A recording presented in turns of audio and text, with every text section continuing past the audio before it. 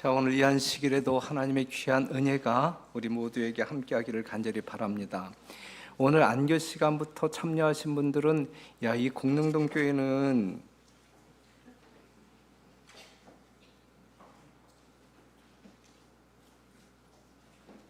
제가 작동을 잘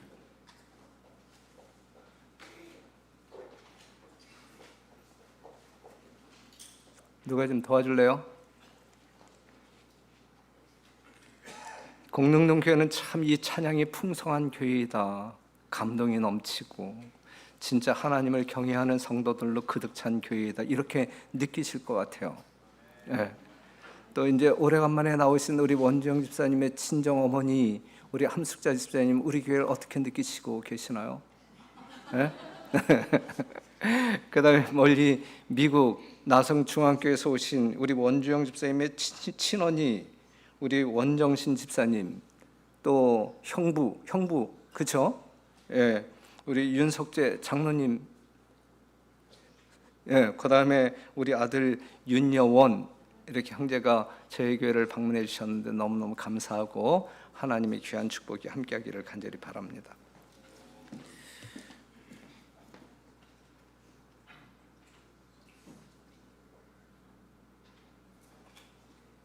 뭘 눌렀어? 된 거예요?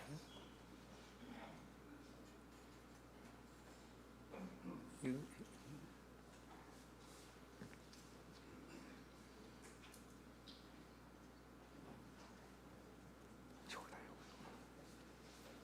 아니야, 다시.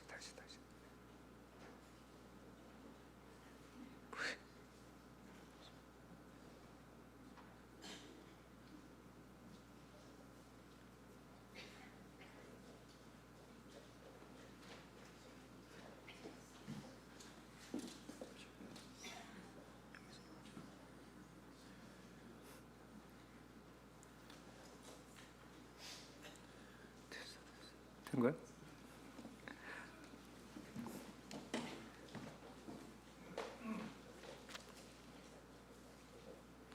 오늘 다른 건 다 좋았는데 이게 안 오늘 안교 순서도 참 좋았는데 그죠? 이게 오게 튀네. 예? 문제가 생겼어요. 자, 오늘 이 시간에는 욥이 날벼락을 맞은 이유에 대해서 우리가 좀 살펴보도록 하겠는데, 이 분명한 이유를 여러분들이 좀 깨닫고 귀가하시면 좋을 것 같습니다. 우리가 이제 그 욥기서 1장 6절에서 12절에 있는 말씀을 보게 되면 하루는 하나님의 아들들이 와서 여호와 앞에 섰고 사단도 그들 가운데 왔는지라. 그때에 하나님이 사단에게 어디에서 왔느냐? 지구에서 왔다. 그러니까 지구에 욥이라고 하는 사람이 있는데 기가 막힌 사람 아니냐? 그의 신앙을 우리 하나님께서 칭찬하잖아요. 그렇죠? 그랬을 때에 하나님, 욥이 까닭없이 하나님을 섬기겠습니까?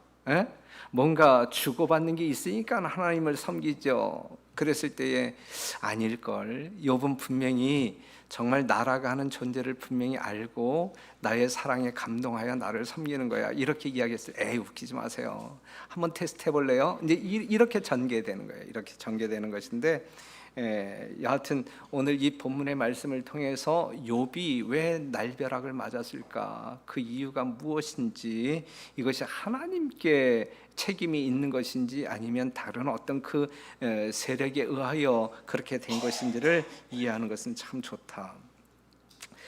여하튼 동방의 의인 욥에 관한 이야기를 지금 하고 있는 것입니다. 지금 이 욥이 경험한 요 상황을 본다고 하게 되면 이러한 상황을 청천벽력이라고 말할 수 있고, 이걸 날벼락이라고 말할 수 있어요. 그렇죠? 어느 날 갑자기 전혀 예상도 하지 않았고 예측도 안 되었던 일이 닥친 것이죠. 그것도 긍정적인 그러한 것이 아니라 아주 비극적인 사건들입니다. 13절에 있는 말씀 보면 하루는 욥의 자녀들이 그 맏형의 집에서 식물을 먹으며 포도주를 마실 때에, 예, 그래서 그 형제들이 모여서 뭔가 잔치를 베풀고 있을 때에 이제 이 욥에게 1차 보고가 들어오는데, 어떠한 보고가 들어오냐면 스바 사람의 공격으로 밭간 가축들 빼앗기고 종들이 죽었습니다. 아주 이 어두운 보고를, 슬픈 보고가 들어와요.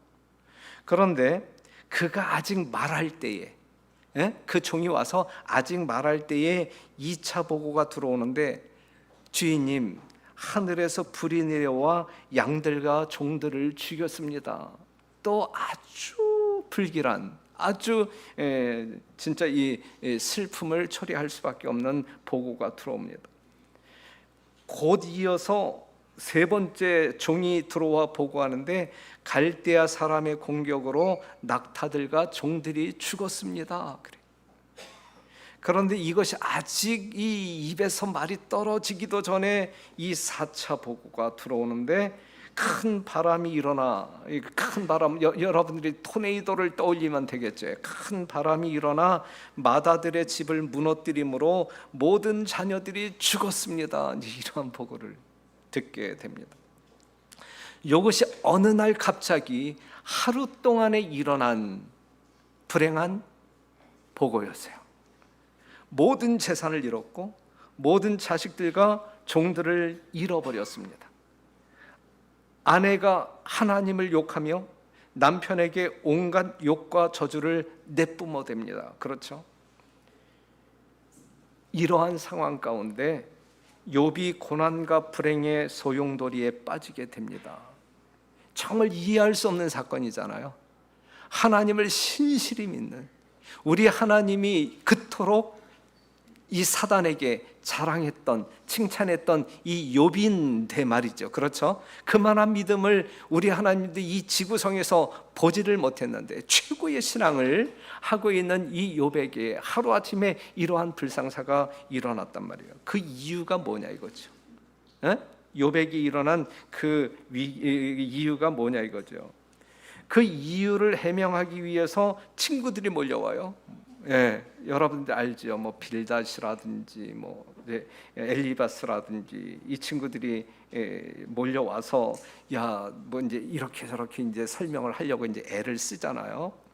자, 우리가 욥기서를 보게 되면 42장으로 구성이 되었는데, 42장으로 구성되었는데 장장 40장에 걸쳐서 그 이유를 알고자 이 욥과 친구들이 변론을 전개해 나갑니다. 42절에 있는 말씀을 보면 욥이 여호와께 대답하여 가로되 주께서는 무소불능하시오며 무슨 경영이든지 못 이루실 것이 없는 줄 아오니 무지한 말로 이치를 가리우는 자가 누구니이까? 내가 스스로 깨달을 수 없는 일을 말하였고 스스로 알 수 없고 헤아리기 어려운 일을 말하였나이다 그랬어요. 결국 이 논쟁의 결론은 무엇이냐면, 이 욥이 뭐라고 고백하냐면 이러한 상황을 스스로 알 수 없고 헤아리기 어려운 일이다라고 이야기합니다. 이건 정말 인간적으로 이해할 수 없는 상황이다. 이러한 주제는 인간이 깨닫기가 가장 어려운 신비에 속한 하나님의 섭리의 진행이었다라고 하는 사실입니다. 이것이 끝없는 논쟁거리가 된 거예요.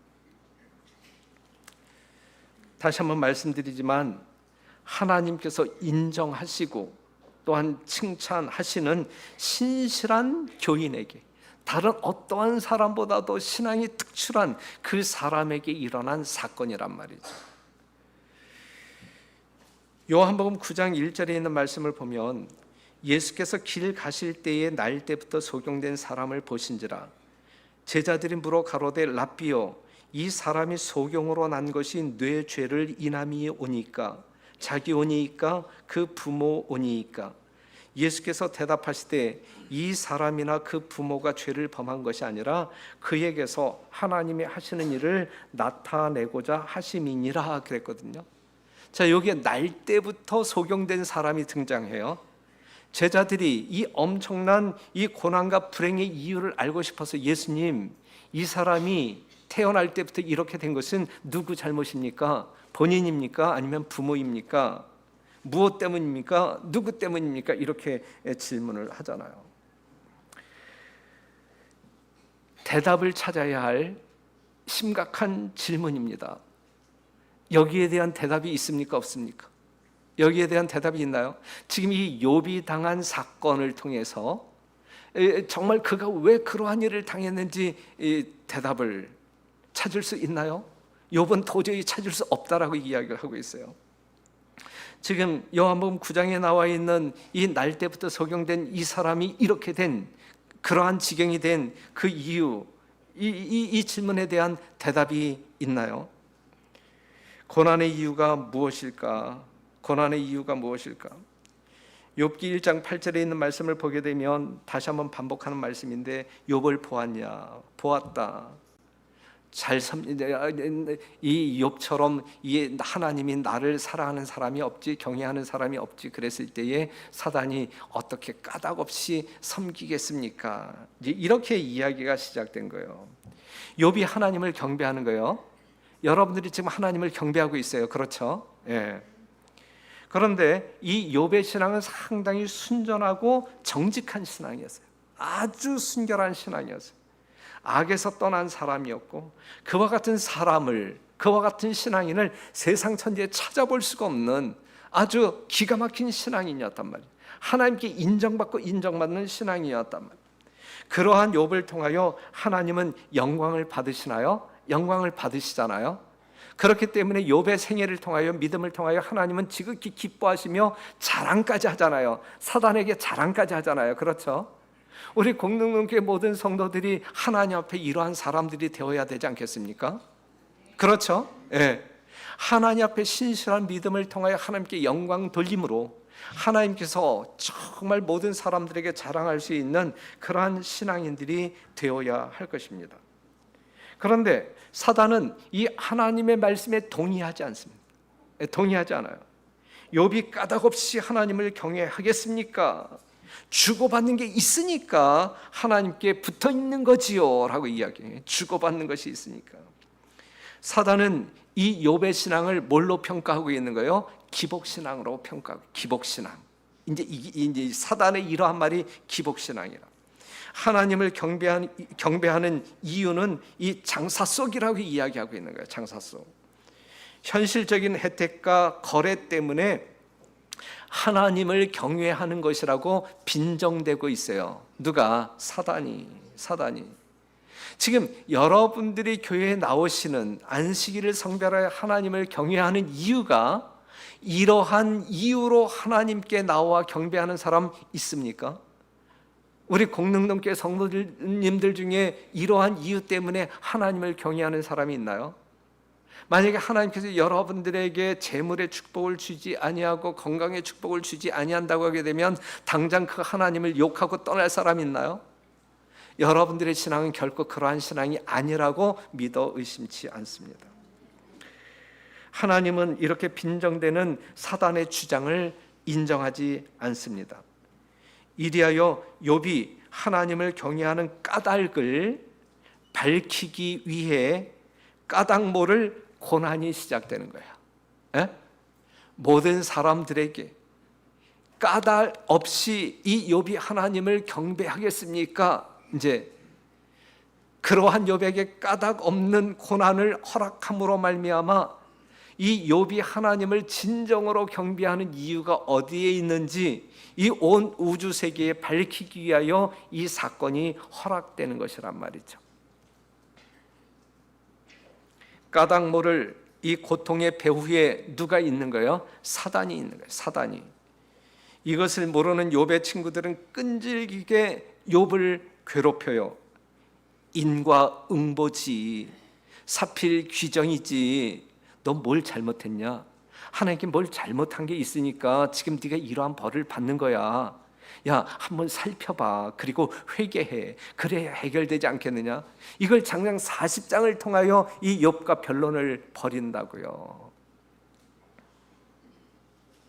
하지만 욥의 고난을 이제 하나님의 심판으로 돌리고 있는데, 그렇죠, 이 친구들이 이걸 하나님의 탓으로 돌리고 있단 말이죠. 사단은 그런 식으로 하나님의 섭리를 이제 많은 사람들에게 오해를 시키려고 하고 있어요. 심지어 사단은 예수님의 구속적 행위도 하나님의 심판이라고 이야기를 해요. 우리가 이사야 53장 4절에 있는 말씀을 보면, 그는 실로 우리의 질고를 지고 우리의 슬픔을 당하였거늘, 예수님이 십자가에 죽으신 것이 인류의 죄 때문에, 죄로 인하여 죽을 수밖에 없는 사람들을 구원하기 위하여 자원하는 심령으로 이 땅에 내려와서 지금 십자가에 죽으시는 것인데, 그러한 사건을 놓고 사단은 뭐라고 이야기하냐면 그는 징벌을 받아서 하나님에게 맞으며 고난을 당하는 거야 라고 이야기하고 있는 거예요. 이 고난의 이유를 잘못 이야기하고 있단 말이죠. 결국 사단은 그런 하나님을 욕하고 죽으라, 이 욥의 아내처럼 이야기를 하고 있는 거예요. 사랑하는 성도 여러분, 여러분들이 하나님을 경외하는 이유가 어디에 있느냐 이거예요. 어디에 있느냐 이거예요. 여러분들의 신앙이 기복신앙이냐, 아니면 하나님과 거래하는 신앙이냐, 그러한 이유 때문에 우리가 하나님을 경배하고 찬양하느냐 이거지. 아니죠. 우린 결코 아니죠. 내가 정말 아무것도 하나님께 얻을 것이 없다 할지라도 하나님이 우리를 이처럼 사랑하신다라는 분명한 어떤 그 믿음을 가지고 하나님을 경외하는 것 아닙니까? 그렇죠? 욥이 그렇게 하나님을 경외했잖아요. 사단은 하나님과 욥의 관계를 거래로 이루어졌다라고 많은 사람들을 미혹하고 있어요. 하나님과 여러분의 관계가 주고받고 하는 것이기 때문에 존재한다라고 이야기를 하고 있습니다. 그러니까 거래가 없으면 이 관계가 끊어지는 거예요. 거래가 있을 때 이 관계가 유지되는 거예요. 타산이 맞는 거래가 있어야 관계가 유지되는 거예요. 여러분들이 하나님과의 관계가 그런 식으로 맺어졌나요? 지금 하나님을 경외하는 그러한 관계가 이러한 관계인가요? 욥이 하나님을 경배하는 이유는 바로 하나님께 받는 것이 있기 때문에 하나님을 경배한다라고 사단은 강력 주장하고 있는 것이거든요. 사단은 여러분들이 하나님을 경외하는 이유가 하나님께로부터 이 현세적인 어떠한 축복을 받기 때문에 하나님을 경배한다라고 이야기하고 있거든요. 이건 새빨간 거짓말이 되어야 돼. 그것이 일리가 있어 맞는 말이야, 여러분들이 동의한다고 하게 되면 그것이 여러분들의 신앙이에요. 하나님께로부터 무언가가 이 현세적인 어떤 축복이 있기 때문에 하나님을 경배하는 것이 아니라 하나님의 분명한 사랑에 이끌리어 여러분들이 하나님을 경외하는 그러한 관계가 유지되는 그러한 사람들이 되어야 되는 것이거든요. 우리의 교우 관계도 뭔가 주고받는 것이 있어야 유지되는 그러한 경우들이 왕왕 있어요. 그렇죠? 그런데 이것은 안 좋은 거야. 이것은 아름답지 못한 거예요. 그렇죠? 거래가 없다 할지라도 우리의 심령 가운데 창조되어진 예수님의 사랑이 존재함으로 말미암아 우리들의 관계가 주님 오시는 그날까지 하늘에서도 끈끈하게 이루어져야 할 관계이어야지. 부부관계도 마찬가지고 부모와 자식 간의 관계도 마찬가지 아니겠습니까? 그렇죠? 네. 처갓집에 왜 자주 와? 뭔가 사랑 때문이야? 사랑 때문이어야 돼. 그렇죠? 뭔가 처갓집에 오게 되면 다른 어떤 장모보다 정말 나에게 쏟는 우리 장모님의 사랑이 이렇기 때문에 끌려서 온다. 이 거래가 있기 때문에 그게 아니란 말이죠. 그렇죠? 네. 우리들의 신앙은 결코 이 거래적인 관계 속에서 이루어지는 신앙이 아니어야 된다라는 사실이죠.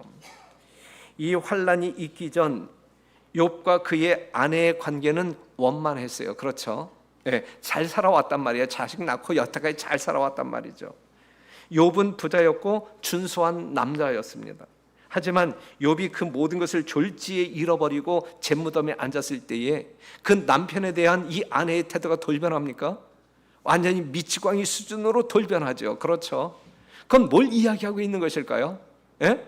이 욥과 이 아내의 관계는, 이 아내 편에서는 어떠한 관계였기 때문에 그러한 상황이 벌어질까요? 뭔가 거래적인 관계였기 때문에, 뭔가 거래로 말미암아 그 관계가 형성됐기 때문에 그 남편에게 아주 저주스러운 욕을 하면서 떠나가는 것 아닙니까?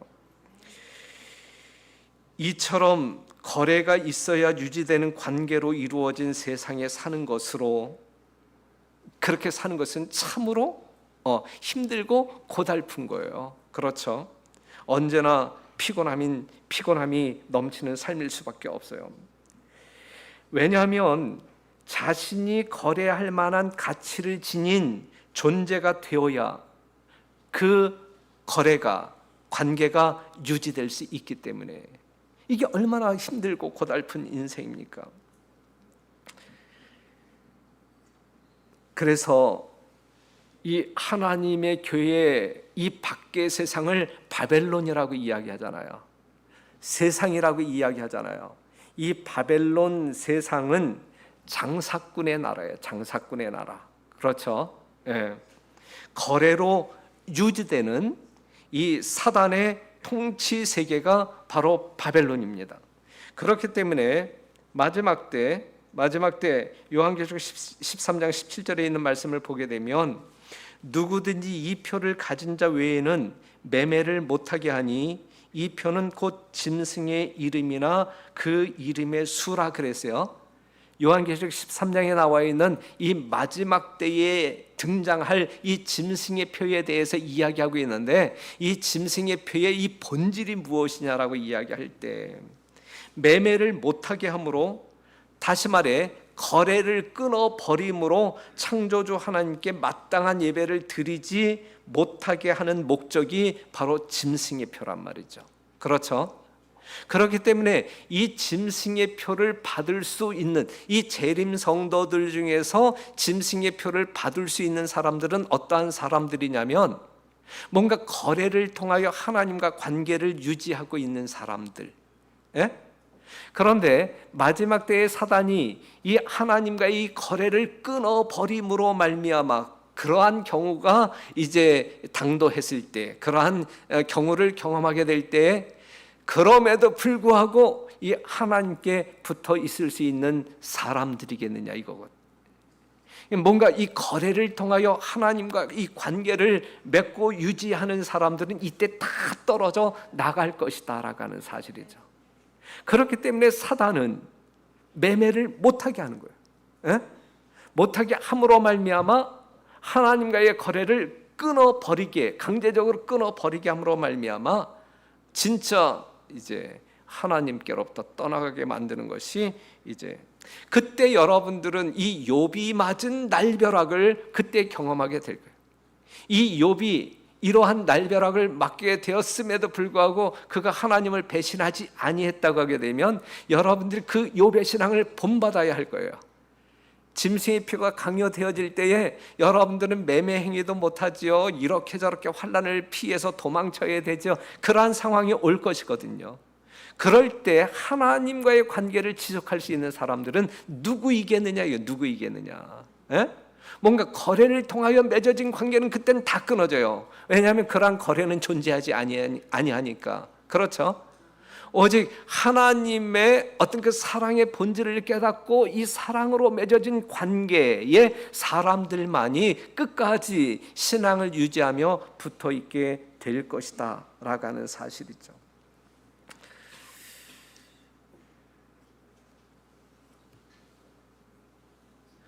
그러니까는 우리들의 신앙은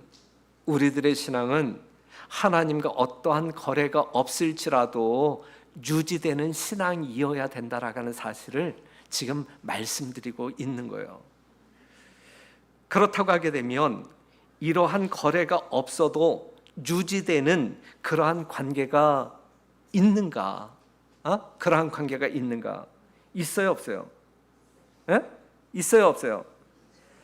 여러분들의 삶 속에서 어떠한 관계가 그러한 관계라고 비근하게 예를 들 수 있나요? 부모와 자식 간의 관계.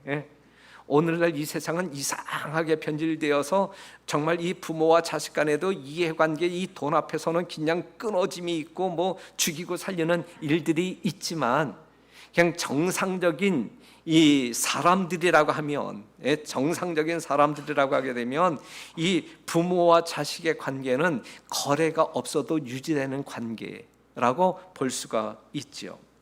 자기가 낳은 자식이기에 부모는 모든 것을 아무 조건 없이 부어 쏟아 붓는 것이 부모의 심정이잖아요. 오직 사랑만이 작용하고 있는 거예요. 낭비하는 사랑이죠. 생명까지도 내어놓는 사랑이 이 자식을 향한 부모의 사랑이란 말이죠. 이건 결코 어떠한 관계가 아니에요. 거래적인 관계가 아니다. 결코 후회하지 않는 사랑입니다. 자식이 잘못되었을 때도 고통하며 사랑을 쏟아붓는 이 부모의 사랑, 자식이 병들었을 때, 힘들게 살 때, 어떤 문제로 고민할 때에 정말 그 절절한 사랑이 더 적나라하게 표현되어지는 그러한 사랑이 이 자식을 향한 부모의 사랑 아닙니까? 이러한 사랑을 자식이 알 때 철든 자식이라고 이야기해요. 철든 자식. 그러한 자식은 부모를 공경합니까? 부모를 지극한 마음으로 공경하지요. 부모의 외모, 빈부, 사회적인 지위, 직업, 그것이 어떠할지라도 철든 자식은 그러한 부모를 결코 부끄러워하지 않아요. 그러면서 존중하고 존경하죠. 이러한 관계가 존재한단 말이죠. 이 땅에서도. 이러한 관계에 무슨 거래가 있습니까? 아무런 거래가 없을지라도 유지되는 관계예요. 유지되는 관계. 그런데 이러한 관계가 하나님과 우리와의 관계이어야 된다라는 사실이죠. 이것이 진정한 신앙이란 말이죠. 그러한 관계 속에는 진정한 자유가 있고 진정한 안식이 있고 진정한 행복이 경험되어질 수 있어요. 이러한 관계가 아닌 그러한 곳에서 결코 경험할 수 없는 그러한 것들이란 말이죠. 오늘 이 안식일 하나님과 거래하기 위해 이 자리에 오셨다고 하게 되면 여러분들은 결코 안식을 경험하지 못할 거예요. 진짜 안식을 경험할 수 있는 사람은 이러한 거래가 없을지라도 하나님을 경외하는 사람들만이, 하나님의 진정한 사랑을 경험하고 정말 거기에 반응하여 하나님을 경외하는 사람들만이 진정한 안식을 경험하고 안식일의 기쁨이 무엇인지 알게 될 것입니다. 우리 모든 성도들은 그러한 성도, 그리하여 주님이 이 땅에 오신다 할지라도 어떠한 이유 없이 하늘로 승천할 수 있는 그러한 자격자들이 되기를 간절히 바랍니다. 이것이 진짜 창조주와 피조물의 온전한 관계이어야 합니다.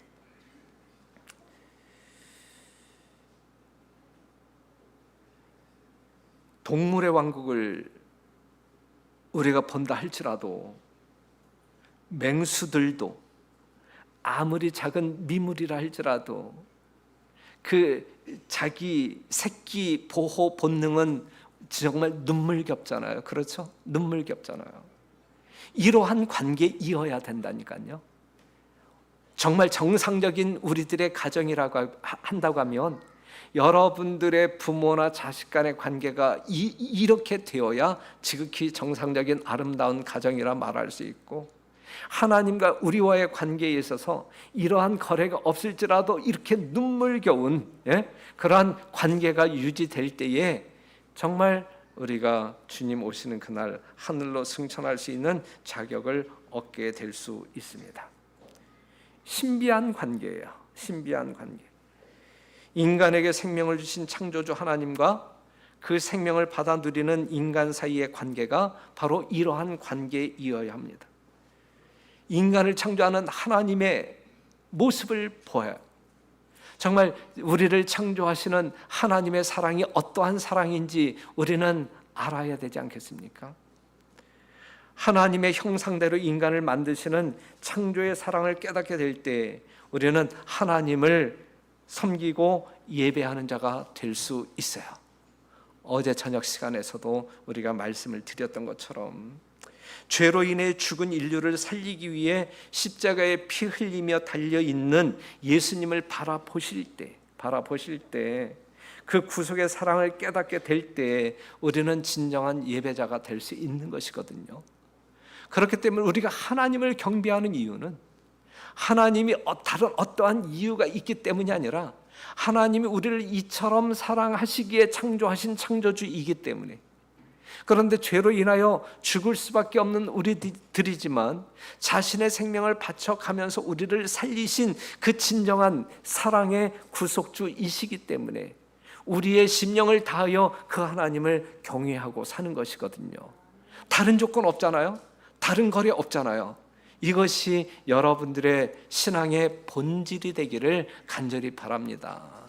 그렇기 때문에 여러분들이 잘 나가는 삶을 살다가 조금 아픈 일을 경험하게 될 때에 하나님이 계신 거야 없는 거야 나를 사랑하시기는 하는 거야 이러한 어떤 그 의문을 결코 제기하지 않는 정말 초보적인 신앙이 아닌 거래적인 신앙이 아닌 전적으로 하나님의 사랑을 신뢰하고 쫓아가는 실망이 없는 그러한 성도들이 되기를 간절히 바랍니다.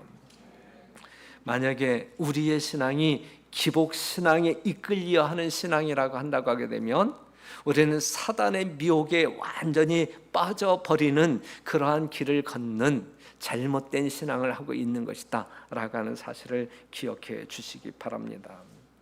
말라기 4장 5절에 있는 말씀 보면 보라 여호와의 크고 두려운 날이 이르기 전에 내가 선지 엘리야를 너희에게 보내리니 보내는 이유가 무엇이냐면 그가 아비의 마음을 자녀에게로 돌이키게 하고 자녀들의 마음을 그들의 아비에게로 돌이키게 하리라.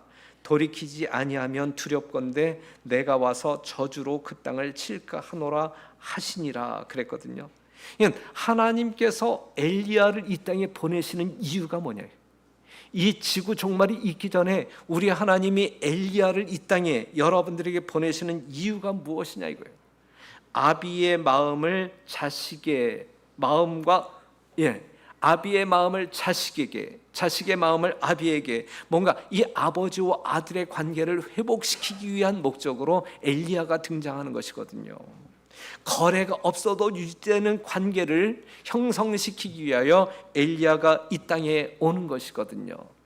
그렇기 때문에 사랑하는 성도 여러분, 하나님을 바라볼 때에 진짜 하나님이 어떠한 존재인지를 깊이 깨닫는 여러분들이 되시기를 바라고, 여러분들을 향한 하나님의 그 무한한 사랑이 무엇인지 여러분들이 매일의 삶 가운데 경험하게 되시기를 바라고, 그리하여 그것에 이끌려 하나님을 경외하는 진정한 주의 백성들이 되기를 간절히 바랍니다. 우리는 이 시대의 엘리야의 사명을 완수할 수 있는 사람은 하나님과 현실적인 어떠한 거래가 없어도 유지되는 관계자가 될 때, 그러한 것을 다른 사람들에게 이야기해 줄 때 이것이 엘리야의 사명을 다하는 백성이라 말할 수가 있는 것입니다. 요한계시록 14장 7절에 있는 말씀 보면 그가 큰 음성으로 가로되 하나님을 두려워하며 그에게 영광을 돌리라. 이는 그의 심판하실 시간이 이르렀음이니 하늘과 땅과 바다와 물들의 근원을 만드신 이를 경배하라 하더라 그랬거든요. 사랑하는 성도 여러분, 욥에게 임한 고난의 이유가 무엇인가? 욥이 하나님을 경배하는 이유를 알고 싶어서, 그렇죠? 욥에게 그러한 정말 이해하기 힘든 그러한 고난이 허락되어진 이유는 사단이 인정하지 아니하는 이 욥이 하나님을 경배하는 이유가 무엇인지 온 천하에 드러내고 싶어서 이것이 허락된 것이거든요. 맞습니까? 네.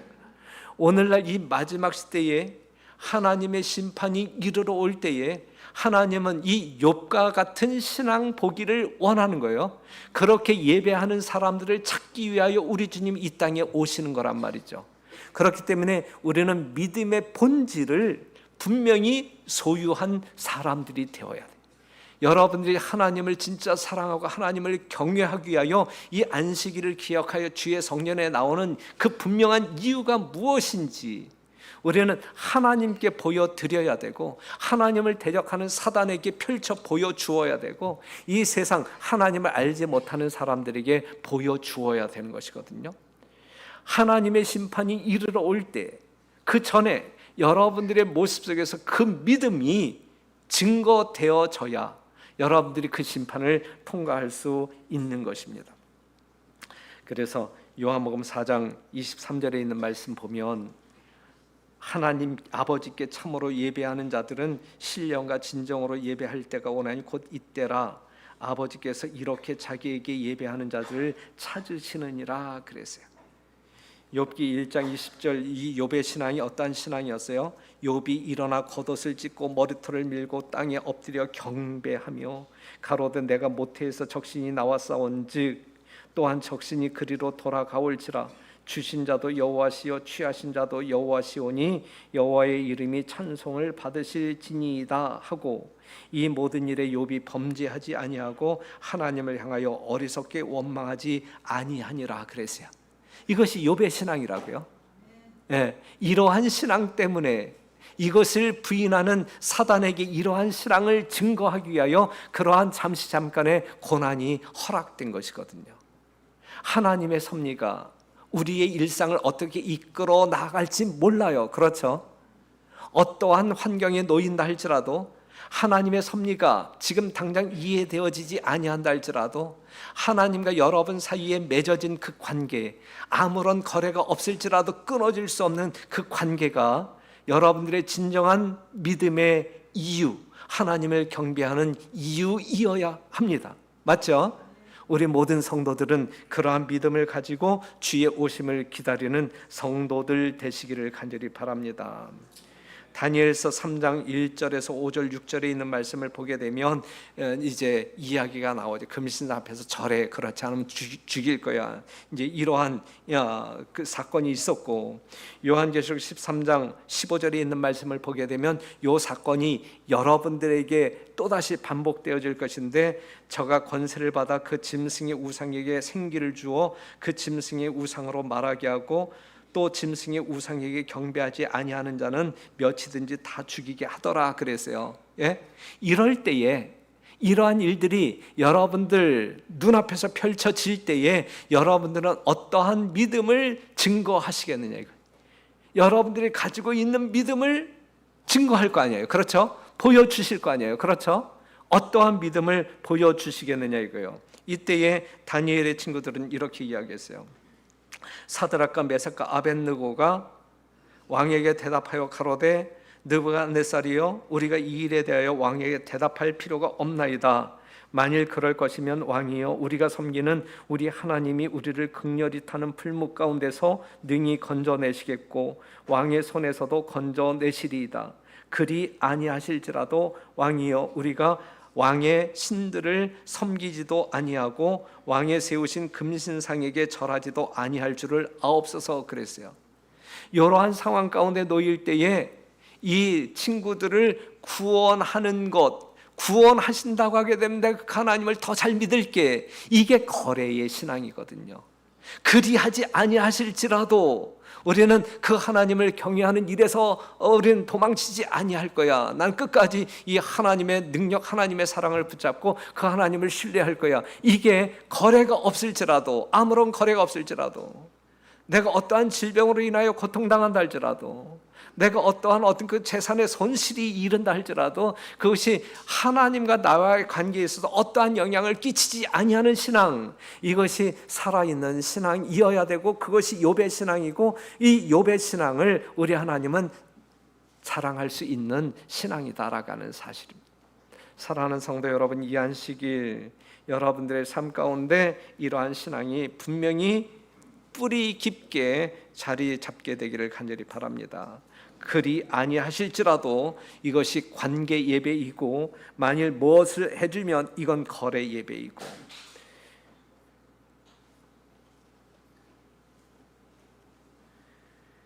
여러분들은 왜 하나님을 경배합니까?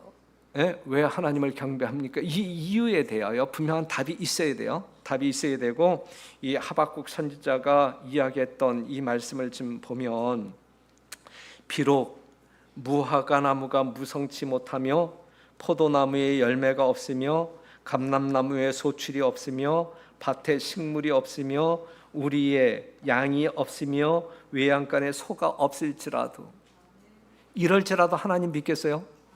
하나님께서 이러한 복을 주시지 아니함에도 하나님을 믿겠어요? 그렇다고 하게 되면 여러분들이 온전한 신앙을 하고 있는 거예요. 그렇죠? 예.